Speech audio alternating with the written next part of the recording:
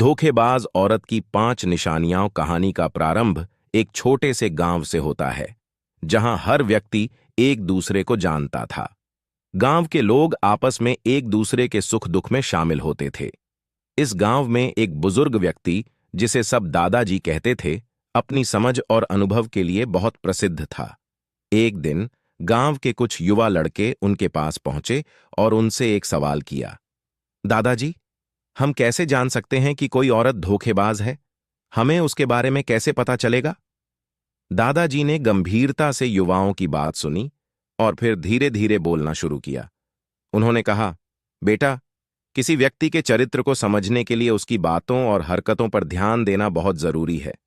आज मैं तुम्हें धोखेबाज औरत की 5 निशानियां बताऊंगा, जिन्हें जानकर तुम सावधान रह सकते हो।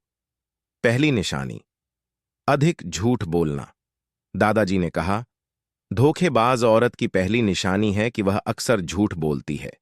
उसके बातों में सच्चाई की कमी होती है। वह छोटी छोटी बातों में भी झूठ का सहारा लेती है। उसकी कहानियां बार बार बदलती रहती हैं और उसकी बातों में विसंगति दिखाई देती है। अगर तुम उसे किसी एक बात पर पकड़ा भी लो, तो वह दूसरे झूठ का जाल बुनकर तुम्हें भ्रमित कर देगी। एक बार गांव में एक औरत आई थी, जो बहुत ही मधुर वाणी से सबका मन मोह लेती थी। लेकिन धीरे धीरे लोग समझने लगे कि उसकी बातों में कोई सच्चाई नहीं थी। वह हमेशा अपने फायदे के लिए झूठ बोलती थी और लोगों का विश्वास तोड़ती थी।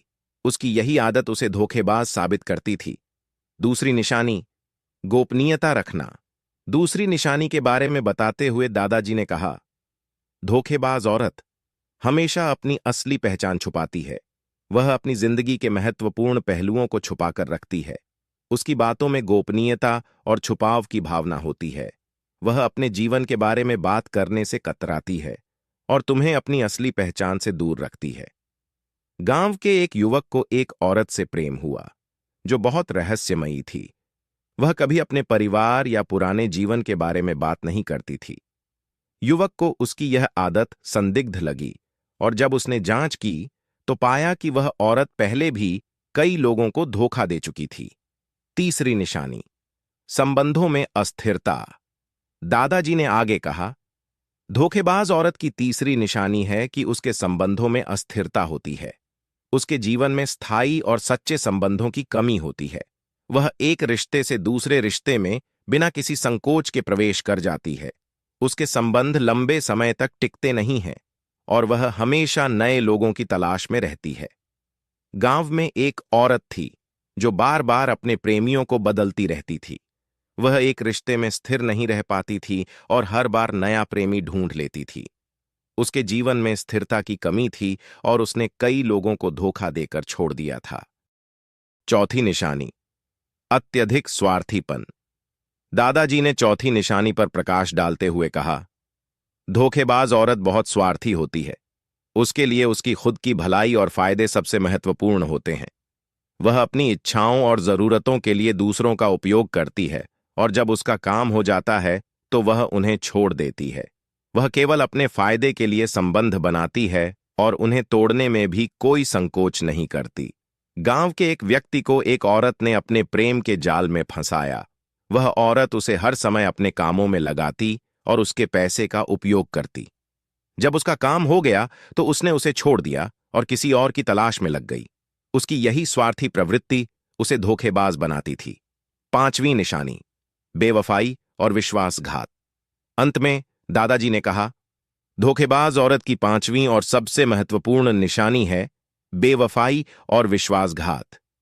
वह कभी भी किसी के प्रति वफादार नहीं रहती और हमेशा दूसरों को धोखा देने की सोचती रहती है। उसकी बातें और वादे सिर्फ एक दिखावा होते हैं और वह उन्हें तोड़ने में कोई संकोच नहीं करती। वह अपने स्वार्थ के लिए किसी के भी साथ विश्वासघात कर सकती है। गांव के एक व्यक्ति ने अपने जीवन के सभी सपने एक औरत के साथ बांध दिए थे।